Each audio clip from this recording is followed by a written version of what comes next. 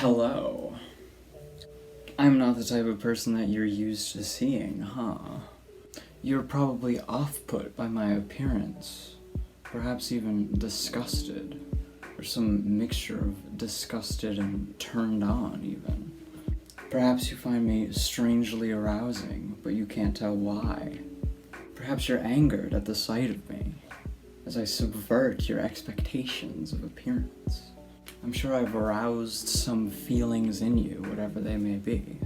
Perhaps I've dispelled your illusions about what a woman is supposed to look like. Perhaps I'm making you uncomfortable. This is what one does when one's appearance openly subverts gender. You see, gender is a complicated, intricate web of societal expectations, roles, behaviors, and identities. Every culture has its own idea of what each gender is and how these genders should be. Society imposes these associated expectations upon us all. When one goes against the grain and openly defies these societal expectations, one risks becoming a social pariah, an outcast. This risk is greater than it may seem, even if LGBT acceptance has gone up in the past few decades. Gender as a societal institution is heavily entrenched in our society. It's part of a broader cultural hegemony, which is basically a philosophical way of saying popular opinion or common sense. What makes up a cultural hegemon chiefly includes the educational institutions, the popular philosophies, and the intellectuals of a society. These are the mechanisms by which popular opinion is formed. While many universities teach that biological sex and gender are two distinct things, which is the modern accepted scientific view, by the way, children in kindergarten and preschool, where the foundations of our cultural knowledge is formed, are still taught that boys have a penis and girls have vaginas, and that's that. This rigid view of sociocultural reality, which is actually way more complicated, this outright conflation of the biological body and the sociocultural form of physical characteristics with sociocultural ones, is heavily cemented into the minds of most people as a result. The hegemonic view in our society is that a man is someone who is biologically male and a woman is someone who is biologically female, even if the correct view is that a man or a woman is simply someone who identifies as either one. This puts trans people, those of us whose gendered identities don't align with the genders we were assigned at birth, outside of the current cultural hegemony. The fact is that it doesn't matter how many people tolerate us or superficially accept us to our faces and use all of the right language. This will still be true until the hegemonic order changes. Trans acceptance, real trans acceptance, is not a simple language game. It's a matter of concepts, of categories, of philosophy and ideology. It's about how we as a society interpret our reality. And currently, trans people are pretty much rejected by the dominant interpretation of the world. This is why so many of us are socially outcasted and marginalized when we become open about our transness. Trans acceptance really means trans understanding, which would require a correct understanding of gender on the part of society. Most people don't understand us because they don't understand gender at all. Society doesn't understand us because society doesn't understand gender. As this misunderstood social pariah, trans people are broadly misrepresented as well. The two ways that trans women in particular are misrepresented in popular media are either as objects of derision, with their transness portrayed as some kind of joke, something to be laughed at, or as predatory, terrifying, dangerous, crazy people, with our transness portrayed as some kind of indication and symptom of insanity. Both misrepresentations also carry an implication of disgust and are predicated upon the belief that we're not actually women, but rather men in dresses. I'm going to focus on the latter misrepresentation, that of trans women as predators, in this particular video. The most popular examples of this are probably Buffalo Bill from The Silence of the Lambs and Dr. Frankenfurter from the Rocky Horror Picture Show. To be honest, you've probably seen at least one of these films, and I don't really hate them as movies. In fact, I auditioned for the role of Dr. Frankenfurter at the school's production of Rocky Horror last year. I didn't get the part, I didn't even get put up to audition for the sweet transvestite scene, but that's besides the point. Frankenfurter is portrayed as just that, a transvestite, which is now an antiquated term for trans people that means little more than cross-dresser. And because of this, it's unclear what exact gender Frankenfurter actually identifies as. If they are a trans woman, then they are actively misgendered throughout the entire story. And the same dynamic plays out with Buffalo Bill as well. When Frank first reveals himself, Janet faints and screeches in terror, simply at the image of what is perceived as a man in makeup. Frank hadn't even unveiled their cloak at that point yet. And even with all the details of the portrayal aside, Frank is positioned as the antagonist of the story. And again, the same goes for Buffalo Bill. This has been the lot of trans women in pop culture for the most part. We're either antagonists or comic relief, or some intersection between the two. This carries the implication that there's something villainous in trans femininity.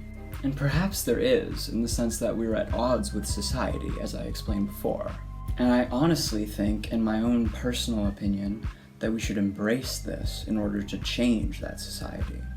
Frank and Buffalo Bill are not only villains, but also sexual, just as trans women are sexualized and demonized at the same time by society in real life. Our sexuality is viewed as dangerous by society. Our very existence is dangerous to the cultural hegemon of society today. That is why these misrepresentations that demonize us exist in the first place. That is the sociocultural function that they're there to serve. Rocky Horror and Silence of the Lambs are older pieces of media, but the misrepresentation of trans women as predators lingers on to present times as well. The most prominent recent example of this is J.K. Rowling's latest book, Troubled Blood, which was published a month and a half ago on September 15th, 2020, under the pseudonym Robert Galbraith, which just so happens to be the name of the quote-unquote biological psychiatrist who pioneered modern conversion therapy. The man believed that mental illness was solely caused by physical defects in the brain, and that therefore mental illness could only be cured by physical means. This, combined with the view that homosexuality and transgenderism are mental illnesses, is literally a deadly and torturous little cocktail for us. Anyways, Mike Pence-esque delusions aside, like Buffalo Bill, the antagonist of J.K. Rowling's book, Troubled Blood, quite the biologically essentialist title, by the way, preys on cis women primarily.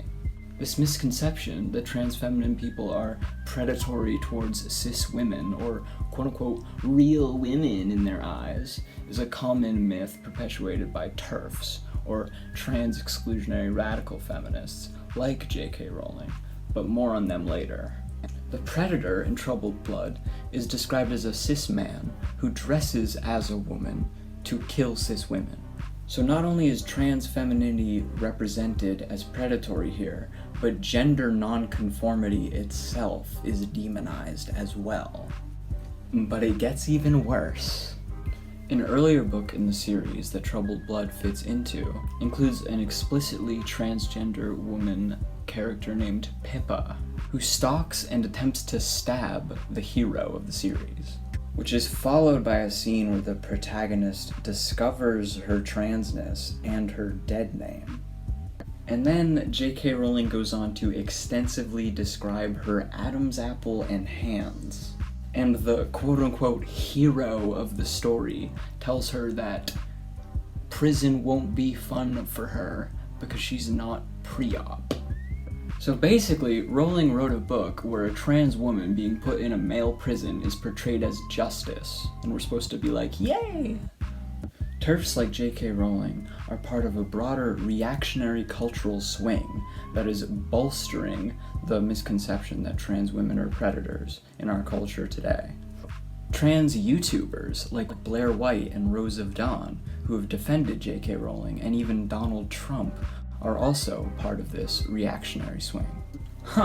Turns out you can be part of a minority group and actively participate in upholding the oppression against that minority group. Funny how liberal identity politics is always bullshit like that. The worst culprit of this reactionary cultural swing against us is probably right-wing media outlets like Fox News with their manufactured trans bathrooms crisis. Tucker Carlson would rather direct working-class anger towards transgender people, including literal transgender children. The high school I went to mandates that trans kids use the bathroom of their assigned gender at birth, I've been told. I was closeted in high school. Than at the elites who are actually fucking you over, the bourgeoisie. The narrative that if we allow trans people to use the bathrooms of their actual gender, then quote-unquote men in dresses will come in and just rape your daughter has penetrated the minds of the American people, such to the extent that my own literal mother has parroted this bullshit to me. The image of a hairy-legged man in a dress invading women's spaces has burned itself into the minds of our social consciousness. But what does the facts and logic department have to say about this? Facts don't care about your feelings after all. Let's look at some data. Data female. No empirical data has been gathered to test the effects of non-discrimination laws. Fears of increased violations due to these laws aren't empirically grounded at all. 8 out of 10 sexual assaults are committed by somebody the victim knows rather than random bathroom strangers. And 72% of cis women reported they were comfortable with trans women in female bathrooms. In addition to this, 36% of trans students with restricted bathroom and locker room access reported being sexually assaulted in the last year as of May 2019. And the US Department of Justice admits that trans people are 10 times more likely to be sexually assaulted in prison than cis people. Other trans YouTubers like Grace Roshong and Korviday have made more extensive videos on this data specifically, which are linked in the description, as well as the studies themselves. So what we can take away from these statistics and analysis is that trans people are the victims of sexual assaults in the same exact situations that we're misrepresented to be the perpetrators of it in. This is the abuser projecting the abuse onto the abused. It doesn't even make intuitive sense that being trans would make you more predatory unless you've already bought into the premise that trans people are scary. And trans people are only scary to the hegemonic social order of society today because our very existence challenges it. But challenging the social order is the first step towards progress to a new one. To put it simply, we're scary to society because society hasn't accepted us yet. Because society doesn't understand us yet. So society generates all these misrepresentations of us so that it doesn't have to understand us and accept us, and reacts to change so that it doesn't have to fundamentally change. And trans people are still being victimized beneath this social order, by this social order itself. We're gaslit as the true abusers, while we're being abused. That's an essential part of that abuse. We're misrepresented as psychotic predators and therefore seen as such. We're misunderstood at the very level of our identities because society misunderstands gender itself. And as it turns out, when you're painted as something to be afraid of and avoided, and when you're the social laughingstock of the entire fucking society, all at once, that has disastrous effects on you. You isolate yourself, and you are isolated by others.